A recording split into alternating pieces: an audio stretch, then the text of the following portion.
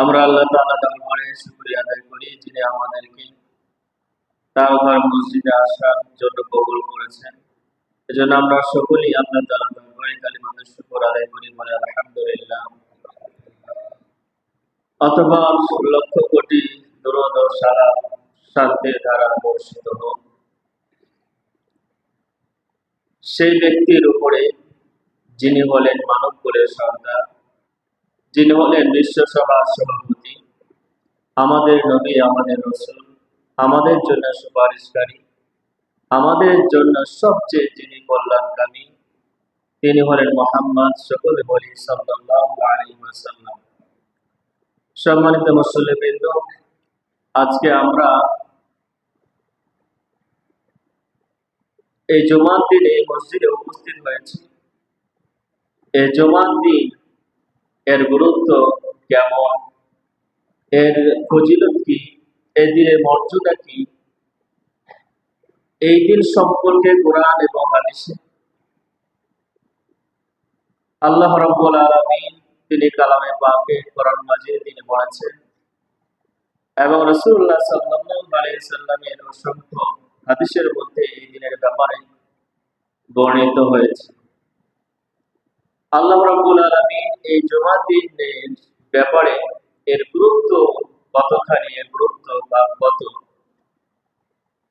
আল্লাহ রাব্বুল আলামিন এই জুমার দিনের নামে সূরাতুল জুমার দিনে একটি সূরা আল্লাহ তাআলা তিনি কোরআন কারিমে নাযিল করেছেন। তাহলে এ থেকে আমরা উপলব্ধি করতে পারি, বুঝতে পারি যে এই দিনটা আল্লাহ তাআলার কাছে কতখানি গুরুত্বপূর্ণ এবং মর্যাদাপূর্ণ এই দিন। আল্লাহ রাব্বুল আলামিন যেমন সূরাতুল জুমার 9 নম্বর আয়াতে আল্লাহ তাআলা বলেছেন, ইয়া আইয়ুহাল্লাযীনা আমানু ইযা নুদিয়া লিস-সালাতি মিন ইয়াউমিল জুমআহ ফাসআউ ইলা যিকরিল্লাহি ওয়া যারুল বাই'।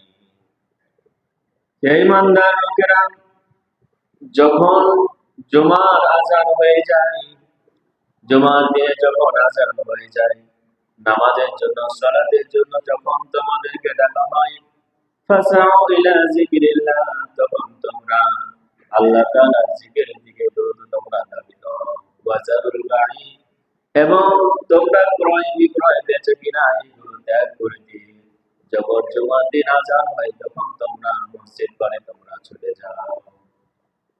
তাহলে আল্লাহ রাব্বুল আলামিন তিনি এই জুমার দিনে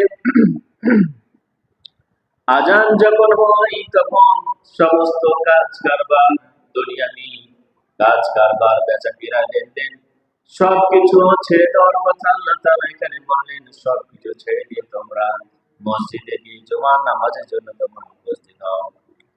উলামায়ে ইকরাম সকলে একমত যে জুমার দিনে যখন আযান হয়ে যায় তখন বেচাকেনা করা, দুনিয়াবি কাজ কর্ম করা এগুলো হারাম করা হয়েছে, এগুলো হারাম। সুতরাং জুমার যখন আযান হয় তখন আমরা কেউ আর আমরা দুনিয়াবি কাজ কর্ম নিয়ে ব্যস্ত থাকবো না, বেচাকেনা নিয়ে ব্যস্ত থাকবো না। সবকিছু ছেড়ে দিয়ে আমরা মসজিদে হাজির হওয়ার জন্য, মসজিদে আসার জন্য আমরা প্রস্তুতি গ্রহণ করে নিব। আল্লাহ রাব্বুল আলামিন বলেন, তোমরা যে দুনিয়াতে কাজকর্ম করছো, দুনিয়ার জন্য বেচাকেনা করতেছো, এগুলি তোমরা যে করো, যালিকুম খায়রুল লাকুম ইন কুনতুম তা'লামুন, এইগুলি ছেড়ে দিয়ে মসজিদে আসা তোমাদের জন্য অনেক শ্রেষ্ঠ, অনেক উত্তম, তোমরা যদি জানতে। তাহলে দুনিয়ার বেচাকেনা, ব্যবসা বাণিজ্য, দুনিয়ার কাজ কারবার এগুলো যেতে এই জুমার দিনে আযান হয়ে যাওয়ার পরে মসজিদে নামাজ পড়তে আসা, এটা সবচেয়ে উত্তম কাজ, শ্রেষ্ঠ, এটার মধ্যে কল্যাণ রয়েছে। সুবহানাল্লাহ।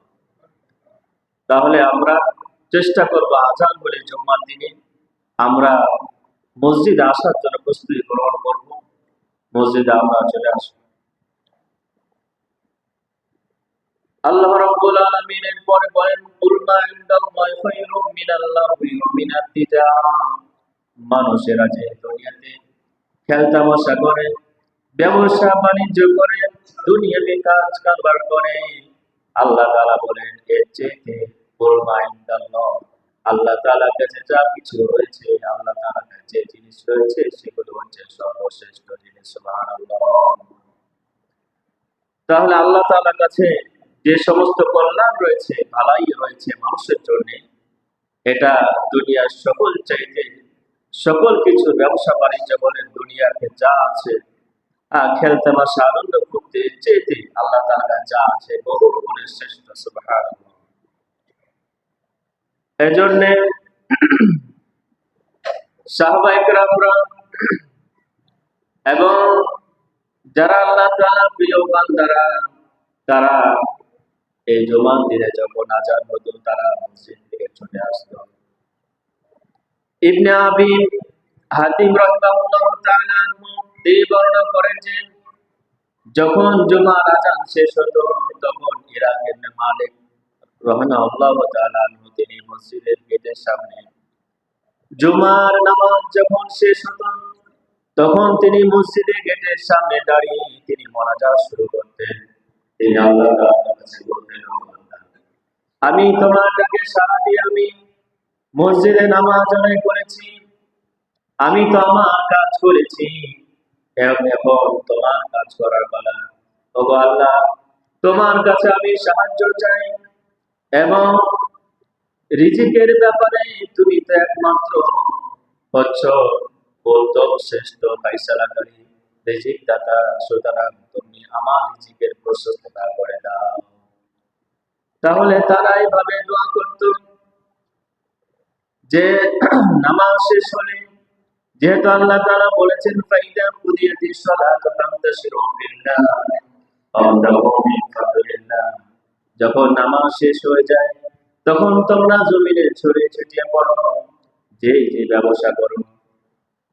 কেউ দোকানের ব্যবসা করে, নামাজ যখন শেষ হয়ে যায় দোকানে চলে যাও।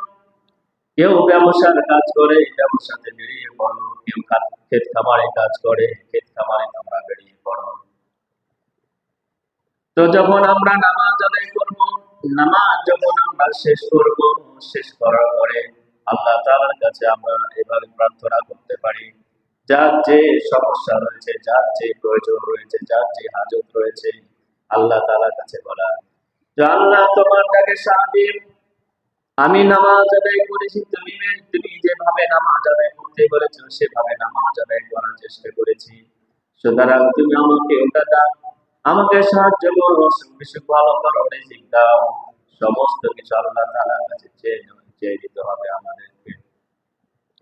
ফজরের নামাজ যখন শেষ হয় মানুষেরা বিভিন্ন কাজকর্মে বেরিয়ে পড়ে, সে সময় ফজরের নামাজ শেষ করার পরে আল্লাহ তাআলার কাছে দোয়া করা উচিত। জুমার দিনে জুমার নামাজ শেষ করার পরে আল্লাহ তাআলার কাছে দোয়া করা উচিত। এমনি বাবা পাঁচ ওয়াক্ত নামাজ পড়ে আল্লাহ তাআলার কাছে দোয়া করা উচিত, কারণ আল্লাহ তাআলা যে বললেন যা তোমরা ওয়ামুর আহলাকা বিসসালাতি ওয়াসতাবির আলাইহা, নামাজ পড়ো এবং পরিবার লোকদেরকে নামাজ পড়ার জন্য আদেশ করো। নাহনু নারযুকুকা ওয়া লা আকিবাতু লিত্তাকওয়া, কেননা রিজিক তো আমি তোমাদেরকে দান করি। সুবহানাল্লাহ। আমি আপনি যদি নামাজ পড়ি তাহলে রিজিকের ব্যবস্থা আল্লাহ তাআলা করবেন। সুতরাং নামাজ পড়ার পরে রিজিকের জন্য কাজকর্মের বরকতের জন্য আল্লাহ তাআলার কাছে দোয়া করা আমাদের উচিত। আল্লাহ রাব্বুল আলামিন যেন আমাদের কাজকর্মে, আমাদের ব্যবসা বাণিজ্যে, আমাদের জীবনে যেন আল্লাহ তাআলা বরকত দান করেন। আল্লাহুম্মা আমিন। এই জুমার দিনের মর্যাদা কত শুনুন। রাসূলুল্লাহ সাল্লাল্লাহু আলাইহি সাল্লাম বলেছেন, যে ব্যক্তি জুমার দিন ভালোভাবে ওযু করে গোসল করলো, এরপরে সে সকাল সকাল আগে আগে যত আগে পারা যায় মসজিদে সে আসলো, পায়ে হেঁটে আসলো, কোনো যানবাহনের সহযোগিতা আসলো না। এরপরে মসজিদে আসার পরে সে ইমাম সাহেবের নিকটবর্তী হয়ে বসলো। বসার পরে ইমাম সাহেব যা বলে তার কান লাগিয়ে মনোযোগ সহকারে সে শুনলো, কোনো কথাবার্তা বললো না। কেউ যদি এমনটা কাজ করতে পারে, রাসূলুল্লাহ সাল্লাল্লাহু আলাইহি সাল্লাম বলেন তার জন্য প্রত্যেকটা কদমের বিনিময়ে 1 বছরের সিয়াম এবং কিয়ামের সওয়াব আল্লাহ রাব্বুল আলামিন তার আমলনামায় লিখে দিবেন। সুবহানাল্লাহ। তাহলে প্রত্যেকটা কদমের বিনিময়ে 1 বছর যে রোজা রাখলে যে সব, 1 বছর সারা রাত জেগে ইবাদত বন্দি করলে যে সব, আল্লাহ তাআলা প্রত্যেকটা কদমের বিনিময়ে জুমার দিন যে নামাজ পড়তে আসবে, যে হাদিসের মধ্যে যে শর্তগুলি বলা হলো, গোসল করে ভালোভাবে পানি হেঁটে এরপরে মসজিদে আসার পরে কথাবার্তা না বললো, ইমাম সাহেবের কথা চুপ করে মনোযোগ সহকারে শুনলো, কোনো ধরনের কথাবার্তা বললো না, অহিত কাজকর্ম করলো না, তাহলে রাসূলুল্লাহ সাল্লাল্লাহু আলাইহি সাল্লাম বলেন তার জন্য এই সব, যে প্রত্যেকটা কদমের বিনিময়ে 1 বছর রোজা এবং কিয়ামের সব আল্লাহ তাআলা দান করে দিবেন। তাহলে আমাদেরকে এই জুমার দিন কত গুরুত্ব দিতে হবে, জুমার দিন আমাদেরকে আমাদেরকে সতর্ক থাকতে হবে জুমার ফজর মাসে পড়ার জন্য। এই জুমার দিন যারা আগে আসবে তাদের ব্যাপারে বলা হয়েছে যে যারা আগে আসবে তাদের লাভটা কি হবে, তাদের ফজিলতটা কি, তাদের ব্যাপারে রাসূলুল্লাহ সাল্লাল্লাহু আলাইহি ওয়াসাল্লাম কি বলেছেন। নবীজি বলেন যে জুমার দিন দরজার সামনে, দরজার কাছে ফেরেশতারা অবস্থান করে, যারা প্রথমে আসে তাদের জন্য ফেরেশতারা একটি উট, মোটা তাজা উট কুরবানি করলে যে সব, যারা প্রথমে আসবে ফেরেশতারা একটি উট কুরবানি করার পরিমাণ সব তাদের আমলনামায় লিখে দেবে। সুবহানাল্লাহ। এরপরে যারা আসবে, রাসূলুল্লাহ সাল্লাল্লাহু আলাইহি সাল্লাম হাদিসের মধ্যে বলেন, এর পরবর্তীতে যারা আসবে একটি গাভী কুরবানি করলে যে সব হয়, সেই সব তাদের আমলনামায় আল্লাহ তাআলা ফেরেশতারা তাদের আমলনামায় সব লিখে দিবেন, লিপিবদ্ধ করে দিবেন। এরপরে যারা আসবে জুমার দিনে জুমার নামাজ আদায় করতে, তৃতীয় শ্রেণীর ব্যক্তিদের জন্য মুরগি সদকা করলে যে সব, তাদের আমলনামায় সেই সব তারা লিখে দিবেন। সুবহানাল্লাহ। তাহলে মসজিদে আগে আগে আসলে জুমার দিন কতগুলো সব আল্লাহ তাআলা আমাদের আমলনামায় লিখে দিবেন। এরপরে অন্য হাদিস শরীফের মধ্যে বলা হয়েছে সামনে কাতারে বসলে কত সব। নবীজি বলেন কোন মানুষ যদি জানতো সামনের কাতারে কত সব রয়েছে, তাহলে তারা প্রতিযোগিতা করত, তারা লটারি করত, লটারি করা হলে করে হলেও তারা সামনে কাতারে জায়গা পাওয়ার জন্য তারা লটারি করত। সুবহানাল্লাহ। তাহলে সামনের কাতারে এত সব রয়েছে, কিন্তু আমরা কি করে যত পিছনে বসা যায় এই চেষ্টা আমরা করি, সামনের কাতারে আমরা কেউ আসতে চাই না। ইনশাআল্লাহ আমরা চেষ্টা করব, সামনের কাতারে কত সব এটা জানি না, কত আল্লাহ তাআলা দিবেন আল্লাহ তাআলাই ভালো জানেন। সুতরাং আমরা চেষ্টা করব সামনে কাতার থেকে বসা, সামনে কাতারে জায়গা পাওয়ার আগে আগে আসার জন্য আমরা আগে আগে আসবো ইনশাআল্লাহ। রাসূলুল্লাহ সাল্লাল্লাহু আলাইহি সাল্লাম এই জুমার দিন সম্পর্কে তিনি আলো বলেছেন, এই জুমার দিনের মর্যাদা ফজিলত, এই জুমার দিনটা কেমন। নবীজি বলে ইন্না হাদা ইয়াউম, এই দিন জাআলাল্লাহু লিল মুসলিমিনা, রাসূলুল্লাহ সাল্লাল্লাহু আলাইহি সাল্লাম বলেন যে মুসলমানদের জন্য আল্লাহ রাব্বুল আলামিন সাপ্তাহিক এই জুমার দিনকে এই দিন বানায় দিয়েছেন। সুবহানাল্লাহ। সাপ্তাহিক ঈদ হচ্ছে জুমার দিন, এই জুমার দিনকে আল্লাহ রাব্বুল আলামিন মুসলমানদের জন্য তিনি কি বানায় দিয়েছেন, ঈদের দিন বানায় দিয়েছেন। অন্য হাদিস শরীফে সম্পর্কে বলা হয়েছে ইন্না ইয়াউমাল জুমআতি সাইয়্যিদুল আইয়ামি, যে নিশ্চয় জুমার দিন হচ্ছে সকল দিনের সর্দার, সমস্ত দিনের সর্দার হচ্ছে জুমার দিন। ওয়া আযামুহা ইনদাল্লাহ, এবং আল্লাহ রাব্বুল আলামিনের নিকটে রয়েছে সবচেয়ে মহান দিন হচ্ছে জুমার দিন। মিন ইয়াউমিল আযহা ওয়া ইয়াউমিল ফিতরি, ইয়াউমুল আযহা কুরবানি অর্থাৎ ঈদুল আযহা, ঈদুল ফিতরের দিনের চেয়ে তো এই জুমার দিন আল্লাহ রাব্বুল আলামিনের কাছে মহান। সুবহানাল্লাহ।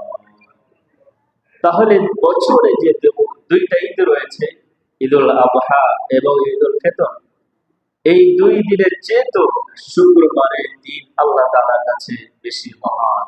সুবহানাল্লাহ।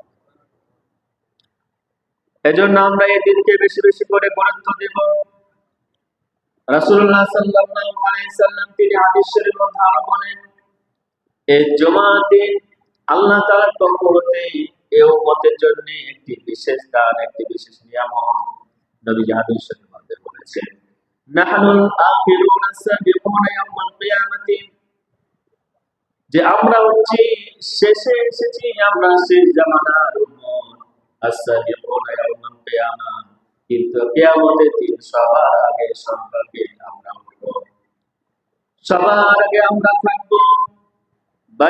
বাইদ আন্নাহুম উতুল কিতাবা মিন ক্বাবলিনা, নবীজি বলেন যে তাদেরকে ইতিপূর্বে যে সমস্ত উম্মতেরা এসেছিল তাদেরকে কিতাব দেওয়া হয়েছিল।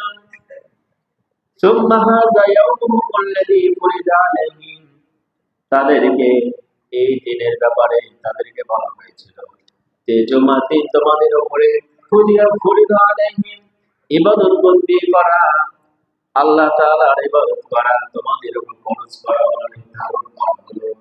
কিন্তু তারা এই দিনের ব্যাপারে তারা মতলব করেছে, তারা ইখতিলাফ করেছে। আল্লাহ তাআলা তাদেরকে এই জুমার দিন দিয়েছিলেন ইবাদত বন্দি করার জন্য, কিন্তু তারা এই দিনটা গ্রহণ করে না, এই দিনের ব্যাপারে তারা মতলব করেছে, ইখতিলাফ করেছে। আল্লাহ তাআলা এরপরে ফাহাদা নাল্লাহু, আল্লাহ তাআলা আমাদেরকে তিনি সৎ পথ প্রদর্শন করেছেন, সঠিক পথ তিনি দেখিয়েছেন। ফান্নাসুরি, এবং মানুষদেরকে আমাদের অনুগামী বানিয়ে দিয়েছেন। আল ইয়াহুদু গাদান ওয়ান নাসারা বাদা গাদিন, ইহুদি এবং নাসারা, ইহুদিরা তারা শনিবারের দিনটাকে তারা বেশি গুরুত্ব দিত, এরপরে নাসারা তারা রবিবারের দিনটাকে তারা গুরুত্ব দিত। সুতরাং আগে শুক্রবার, এরপরে শনিবার, এরপরে রবিবার। রাসূলুল্লাহ সাল্লাল্লাহু আলাইহি সাল্লাম বললেন যে শুক্রবারের দিন আমাদের জন্য আল্লাহ তাআলা ইবাদত বন্দি করার জন্য তিনি নির্দেশ দিয়েছেন, আদেশ দিয়েছেন। সুতরাং এই দিনটা আমরা পেয়েছি, দিন আমরা ইবাদত বন্দি করি, এই দিনটা আমরা বেশি গুরুত্ব দিই। এজন্য কিয়ামতের দিন সবার আগে সবার আগে আমরা আল্লাহ তাআলা জান্নাতে যেতে পারবো। নবীজি বলেন, ওয়ানাহনু আউয়ালু মা ইয়াদখুলুল জান্নাহ, আমরা হব সর্বপ্রথম যারা জান্নাতে যাবে, সে সমস্ত বান্দাদের মধ্যে হতে যারা নবীজির উম্মত হবে তারাই সর্বপ্রথম আল্লাহ তাআলা জান্নাতে যাবে। সুবহানাল্লাহ। এরপরে নবীজি বলেন, নাহাল আখিরুনা মিন আহলিদ দুনিয়া, আমরা হচ্ছে দুনিয়ার শেষ অধিবাসী, আমরা শেষ জামানায় এসেছি, আমরা দুনিয়ার শেষ ওয়াল আউয়ালুনা ইয়াউমাল কিয়ামাহ, কিন্তু কিয়ামতের দিন আমরা হব সবার প্রথম। সুবহানাল্লাহ। আমরা দুনিয়াতে সবার শেষে এসেছি, কিন্তু কিয়ামতের দিন সবার আগে আমরা থাকবো, সবার আগে আমরা থাকবো। এরপরে নবীজি বলেন, আল মাকুমিয়ু লাহুম ক্বাবলাল খালাইকি, আল্লাহ রাব্বুল আলামিন কিয়ামতের দিন সকল সৃষ্টির পূর্বে আমাদের আমাদের তিনি ফয়সালা করবেন, আমাদের হিসাব নিকাশ নেবেন। এরপর আল্লাহ রাব্বুল আলামিন আমাদেরকে তিনি জান্নাত দান করবেন। সুবহানাল্লাহ। তাহলে কিয়ামতের দিন সবার আগে এই উম্মতের হিসাব নিকাশ হবে, তাদের ফয়সালা হবে, তারাই আল্লাহ তাআলা জান্নাতে যাবে। সুবহানাল্লাহ। জুমার দিন আল্লাহ রাব্বুল আলামিন তিনি এত মর্যাদা দিয়েছেন, তিনি এত এই দিনকে ফজিলতপূর্ণ করেছেন যে নবীজি বলেন, ইন্না ফিল জুমাতি লাসাআতুল লা ইউআফিকুহা আবদুল মুসলিমুন, জুমার দিনে এমন একটি মুহূর্ত রয়েছে, এমন একটা সময় রয়েছে, যে সময় হলো আব্দুল মুসলিমুন, মুসলমান বান্দা যদি আল্লাহ তাআলার কাছে চায়, ইয়াসালুল্লাহু ফিহা খায়রান ইল্লা আতাহু ইয়াহু, যে কোনো মুসলমান বান্দা যদি আল্লাহ তাআলার কাছে কোনো কল্যাণ চায়, আল্লাহ রাব্বুল আলামিন তাকে সেটাই দান করে দেন। সুবহানাল্লাহ। তাহলে জুমার দিন একটা বিশেষ মুহূর্ত রয়েছে, একটা সময় রয়েছে, যে সময় বান্দা দোয়া করলে আল্লাহ তাআলা সেই দোয়া ফেরত দেন না, আল্লাহ তাআলা অবশ্যই সেই দোয়া কবুল করে নেন। সেই বিশেষ মুহূর্তটা কোনটা, কোন সময়, এই নিয়ে প্রায় 43টার মতো অভিমত রয়েছে। সে কোন সময় হতে পারে? কে বলছে খুতবার সময়, নামাজের সময়, এরপরে বলছে কেউ নামাজের পরে, আসরের সময়, এরপরে আপনার সূর্যাস্তের আগে, মাগরিবের আগে খানে, এ সময় বলে তারা বলেছে, বিভিন্ন মত তারা বলেছে। কিন্তু নির্ভরযোগ্য যুক্তিসঙ্গত কথা হচ্ছে যে আল্লাহ রাব্বুল আলামিন তিনি সে বিশেষ মুহূর্তটাকে আল্লাহ তাআলা গোপন রেখেছেন। সে বিশেষ মুহূর্তটা এই জুমার দিনে যে কোনো সময় হতে পারে। যেমনি ভাবে লাইলাতুল কদরকে আল্লাহ তাআলা শেষ দশকের মধ্যে তিনি গোপন রেখেছেন, ঠিক তেমনি ভাবে এই জুমার দিনে আল্লাহ তাআলা একটা বিশেষ মুহূর্ত রেখেছেন, যে সময় দোয়া করলে আল্লাহ তাআলা দোয়া কবুল করবেন, সেই সময়টা তিনি গোপন রেখেছেন। সুতরাং আমরা যদি কেউ সকাল থেকে নিয়ে সন্ধ্যা পর্যন্ত সেই বিশেষ মুহূর্তটা পাওয়ার জন্য যদি আমরা ইতিকাফ করি বা সেভাবে আমরা বসে আল্লাহ তাআলা ইবাদতবন্দি করতে পারি, অবশ্যই আমরা সেই মুহূর্তটা পেয়ে যাব। তাহলে এই বিশেষ মর্যাদা কেন দেওয়া হলো? এই জুমার দিন হওয়ার কারণে জুমার দিনে আল্লাহ রাব্বুল আলামিন সেই মর্যাদা, সেই সুযোগ এই বান্দাকে আল্লাহ তাআলা দিয়েছেন। জুমার দিন হচ্ছে গুনাহ মাফের দিন। রাসূলুল্লাহ সাল্লাল্লাহু আলাইহি সাল্লাম বলেছেন, মান ইত্তাসালা ইয়াউমাল জুমাতি ওয়ালাবিসা মিন আহসানি সিয়াবিহি, যে ব্যক্তি জুমার দিনে গোসল করবে ভালোভাবে, ওয়ালাবিসা মিন আহসানি সিয়াবিহি, এবং তার পোশাকের মধ্যে যেটা ভালো পোশাক সেটা পরিধান করবে, ওয়ামাসসা মিন তিবিন ইন কানা ইনদাহু, এবং তার কাছে যে সুগন্ধি রয়েছে, আতর রয়েছে, সেটা মাখবে, মাখার পরে সুম্মা তাল জুমাতা, এরপর নবীজি বলেন জুমার মসজিদে আসবে, নামাজের জন্য আসবে। তাহলে ফালাম ইয়াতাহাত্তা আনাবান নাসি, এরপরে সে করলো জুমার মসজিদে আসলো, আসার পরে সে কোনো মানুষের ঘাট কাঁপালো না, মানুষকে কষ্ট দিয়ে সামনে আসলো না। তুম্মা সাল্লামা কাতাবাল্লাহু লাহু, এরপরে সে যতটুকু ইচ্ছা নামাজ আদায় করলো, আল্লাহ তাআলা তাকে যতটুকু সামর্থ্য দিয়েছে সে নামাজ আদায় করলো। সুম্মা আমসাতা ইদা ফারাজা ইমামুহু, এরপরে সে চুপচাপ থাকলো যখন ইমাম সাহেব যখন খুতবা দেওয়ার জন্য যখন উঠলো, বের হলো, নামাজ পড়া বাদ দিয়ে অন্যান্য জিকির আজকার করা বাদ দিয়ে নামাজ ইমাম সাহেবের সে কথা শুনলো, হাত্তা ইয়াকুরুবা মিন সালাতিহি, নামাজ শেষ করা পর্যন্ত এই অবস্থায় থাকলো। এরপরে রাসূলুল্লাহ সাল্লাল্লাহু আলাইহি সাল্লাম বলেন, কানাত কাফারাতান লিমা বাইনাহা ওয়া বাইনা জুমাতিল লাতী ক্বাবলাহা, তাহলে কোন ব্যক্তি যদি এই কাজ করে তাহলে তার পূর্বেকার জুমা থেকে নিয়ে পরের জুমা পর্যন্ত এক সপ্তাহের মধ্যে যতগুলি সে সগীরা গুনাহ করলো, এই জুমার নামাজ পড়ার কারণে আল্লাহ তাআলা তার আমলনামা থেকে সগীরা গুনাহগুলো আল্লাহ তাআলা মোচন করে দেন, মাফ করে দেন। সুবহানাল্লাহ। তাহলে জুমার দিনে যদি আমরা এই কাজগুলো করতে পারি, গোসল করার পরে এরপরে ভালোভাবে আমরা পোশাক পরিধান করে, যেটা আমাদের কাছে রয়েছে সেই পোশাকটা, ভালো যে পোশাক, সেই পোশাকটা পরিধান করার পরে যার কাছে যে সুগন্ধি আছে সেটা ব্যবহার করে মসজিদে আসলো, মসজিদে আসার পরে মানুষকে কোনো ধরনের কষ্ট দিল না, নামাজ আদায় করলো যতক্ষণে পারলো সে। এরপরে ইমাম সাহেব যখন বের হলো, ইমাম সাহেব যখন আসলো, সে চুপচাপ থাকলো নামাজ শেষ হওয়া পর্যন্ত। এই কাজগুলি যদি আমরা জুমার মসজিদে আসার পরে করতে পারি, তাহলে বিগত একটা সপ্তাহ যে সগীরা গুনাহ গুলি হয়েছিল এই নামাজ পড়ার কারণে আল্লাহ তাআলা মাফ করে দিবেন। সুবহানাল্লাহ।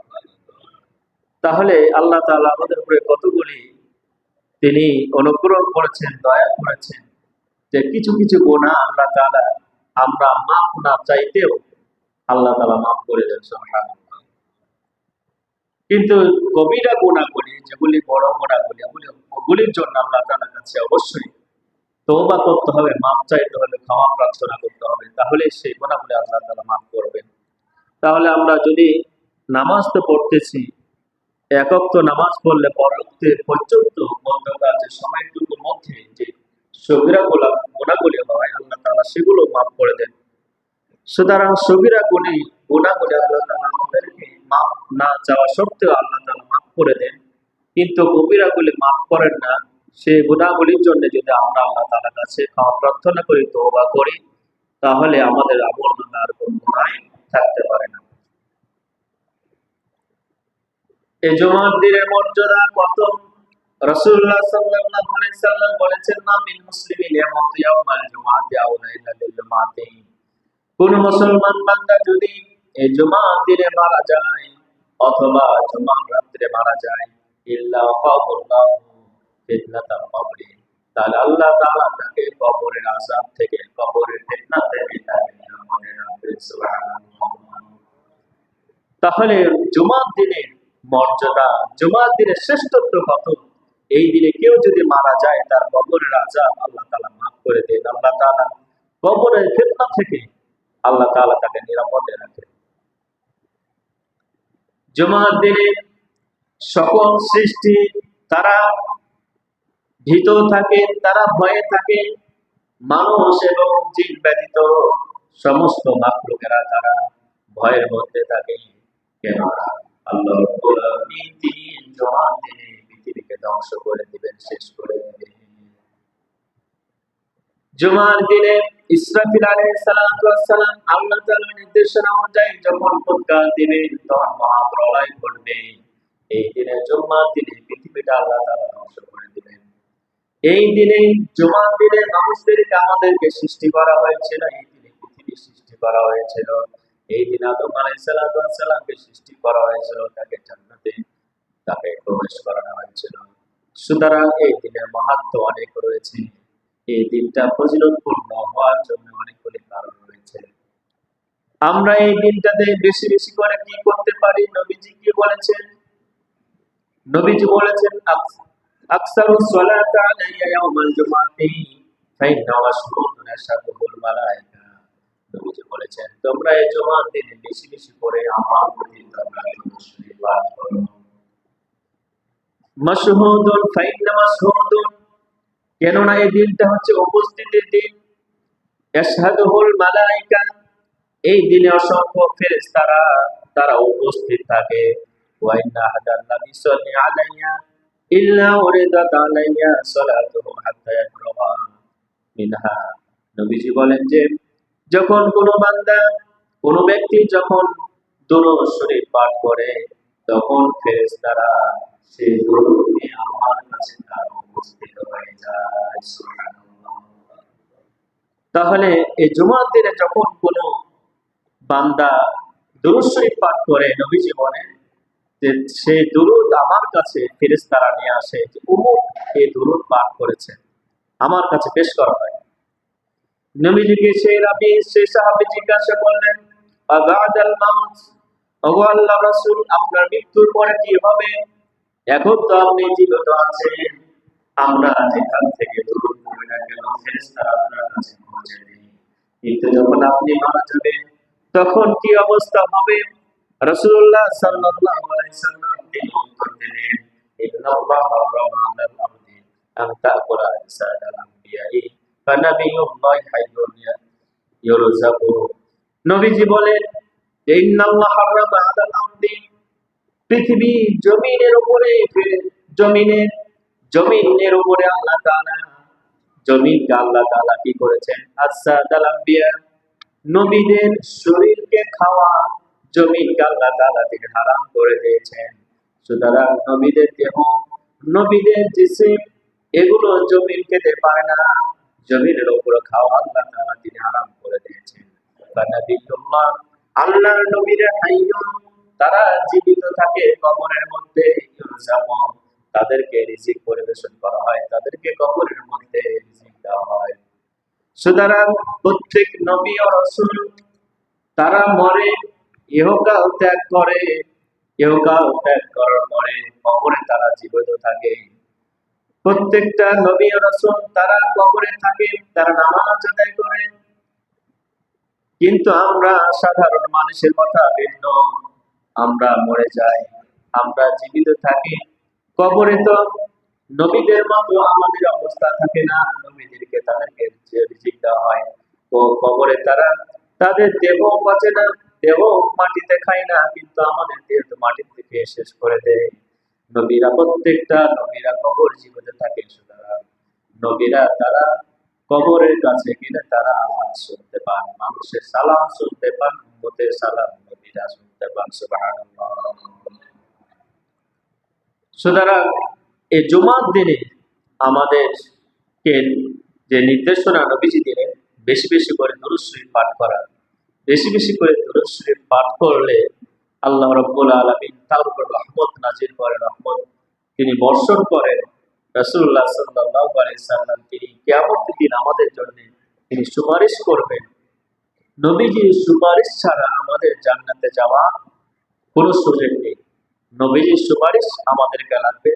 সুতরাং নবীজির প্রতি ভালোবাসা দেখাতে হলে, নবীজিকে মহব্বত করতে হলে অবশ্যই নবীজির আদর্শ গ্রহণ করতে হবে। নবীজির প্রতি বেশি বেশি করে দরুদ শরীফ পাঠ করতে হবে।